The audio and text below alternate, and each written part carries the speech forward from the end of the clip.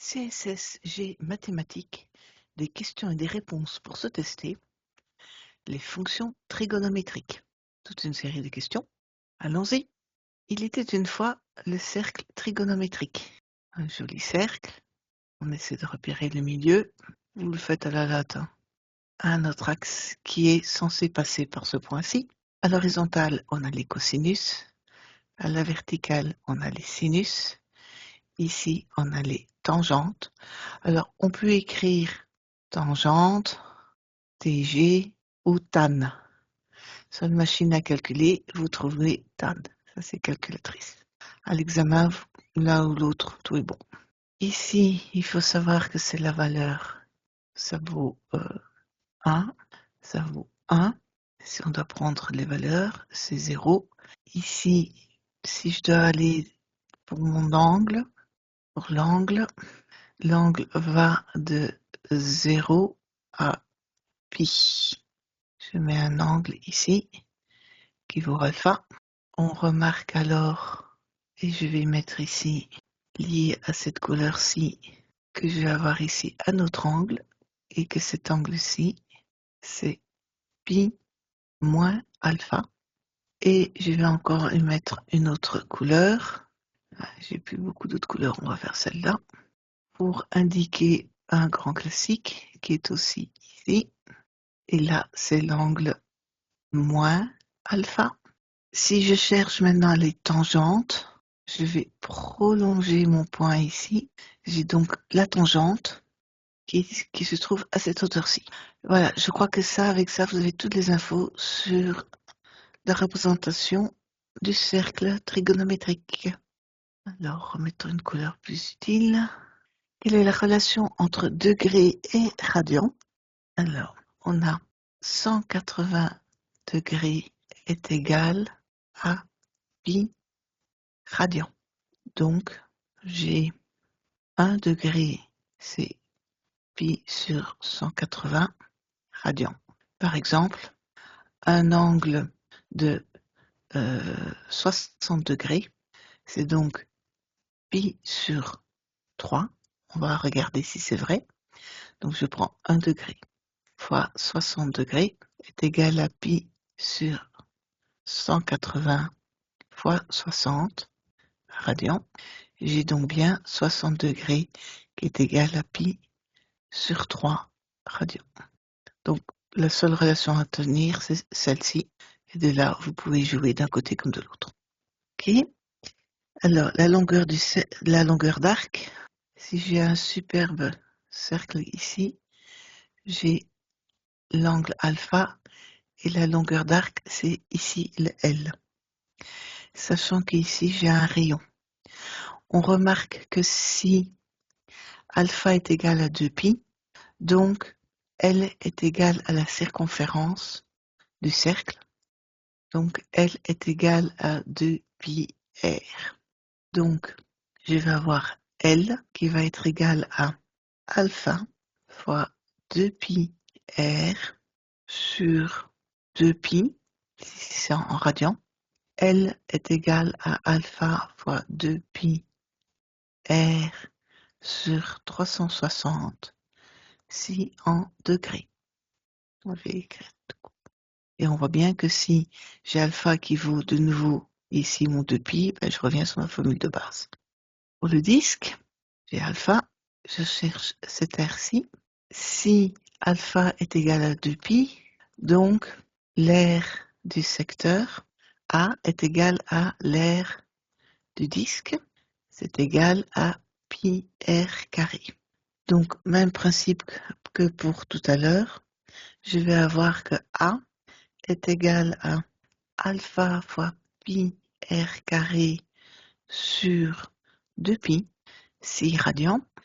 A est égal à alpha fois pi r carré sur 360, 6 degrés.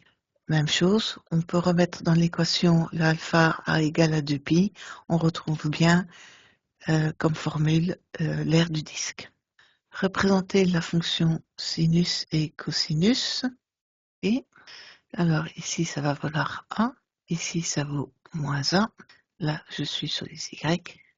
Là, je suis sur les x. Mes x sont exprimés. On va dire que ceci, ça vaut pi. Ceci, ça vaut 2pi.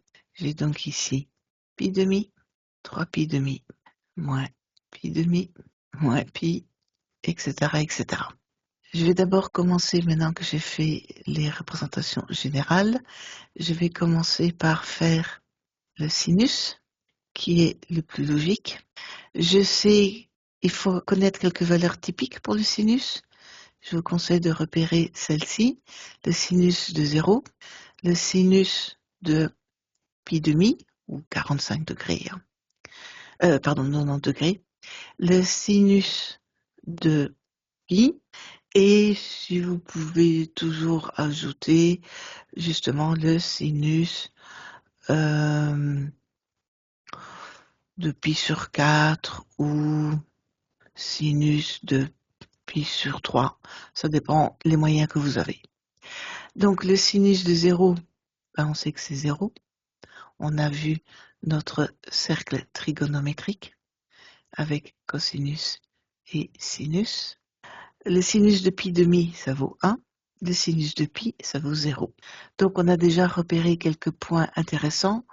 Je sais que je dois passer ici par le 0. Ici, je dois valoir 1. Et ici, je dois de nouveau valoir 0. On peut se douter qu'ici, je vais être à 1. Ici, à 0.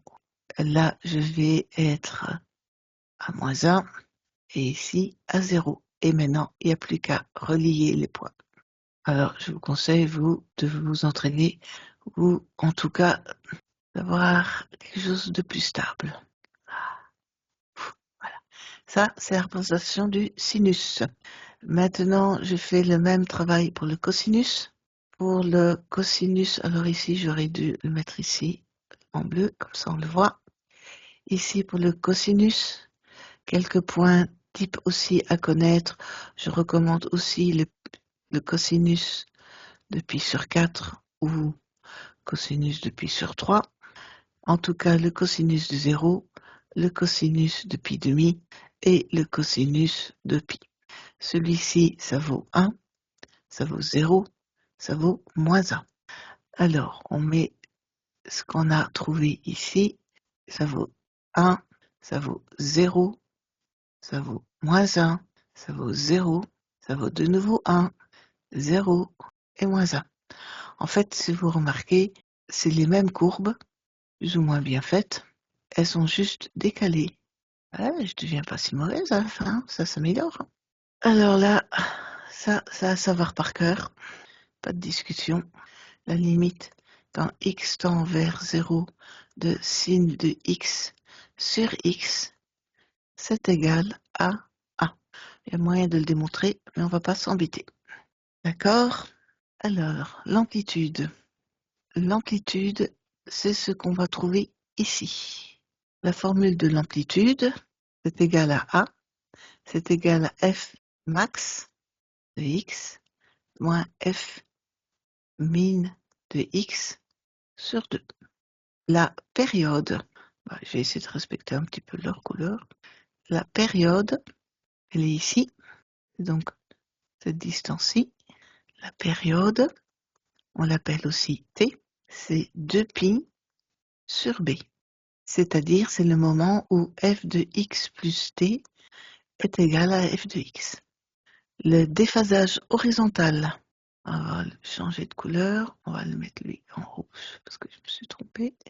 Il est ici, c'est le déphasage horizontal. On a le déphasage donc horizontal, c'est moins c sur b. Et puis, je vais terminer par en noir. Il faut bien choisir une autre couleur. Celui-ci, ça c'est le décalage vertical. Lui, il est beaucoup plus simple. C'est une sorte de translation. C'est égal à D.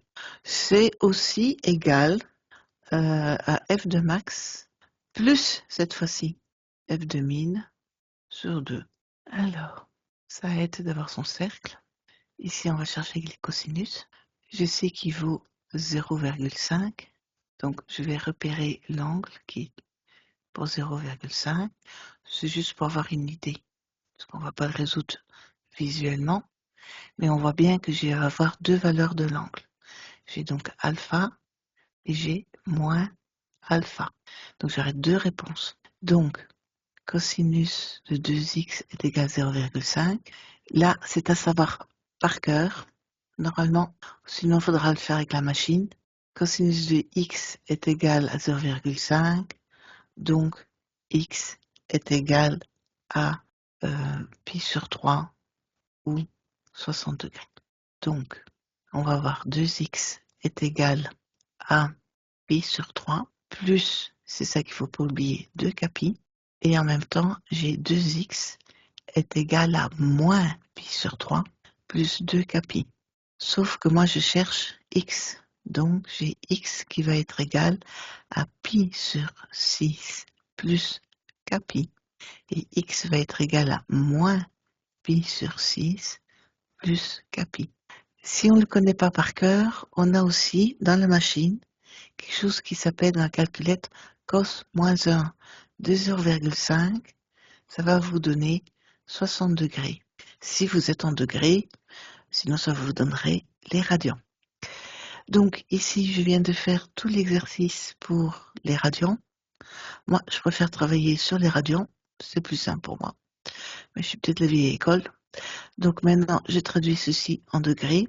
180 par 6, ça fait donc 30 degrés, plus k fois 180, et x est égal à moins 30 degrés, plus k fois 180. Même concept pour un sinus, sauf qu'ici maintenant, je m'occupe d'ici. Je trouve que 0,5 doit être par ici. On voit bien que mon angle est beaucoup plus petit. On voit aussi que j'ai la valeur pour alpha et la valeur pour pi moins alpha. J'aurai de nouveau deux valeurs. Donc, je vais voir, alors, soit on connaît par cœur sin de x égale 0,5, donc x est égal à pi sur 6. Calculatrice, on fait sin moins 1 de x est égal à 0,5. Pardon, on fait sin moins 1 de 0,5, ça va me donner, par exemple, 30 degrés. Donc, j'ai sinus 2x égale à 0,5. 2x est donc égal à pi sur 6 plus 2 pi, mais il est égal aussi 2x à pi moins pi sur 6 plus 2 pi. Donc, j'ai x qui est égal à pi sur 12 plus pi, et x qui peut être égal à, ça fait 5 pi sur 6, est égal à 5 pi sur 12 plus pi. Ça, c'est pour les radians. Ou x est égal, 15 degrés, plus k fois 180 degrés, et x est égal à 75 degrés, plus k fois 180 degrés. Pour la tangente, c'est moins rigolo, parce que ici, pour avoir la tangente qui vaut 1, c'est-à-dire que je suis à 45 degrés, donc je suis ici, donc ça représente plus ou moins ici 0,5, là c'est 1, c'était 45 degrés. Donc ici maintenant mon angle, je vais changer un peu de couleur parce que je vais en avoir trop, et on voit que l'angle alpha et l'angle pi plus alpha me donneront la même valeur. Ok. Alors, alors que pour sinus et cosinus, 0,5 est un joli nombre, pour la tangente, c'est un peu plus compliqué. En fait, la tangente, ici, tangente de alpha égale 0,5, pas un nombre connu par cœur, donc calculatrice. On fait tan moins 1 de 0,5 et ça va vous donner 26,5 degrés. Donc je vais avoir tangente de 2x est égal à 0,5. Donc je vais avoir 2x est égal à 26,5 degrés plus kpi. C'est des pi tout court, où 2x est égal à 180 plus 26,5, oula, pas pi, mais 180, plus k fois 180. Donc j'ai x qui est égal à 13,25 degrés plus k fois 90 degrés, ou bien x qui est égal à 103,25 degrés plus k fois 90 degrés. Ça, c'est en degrés.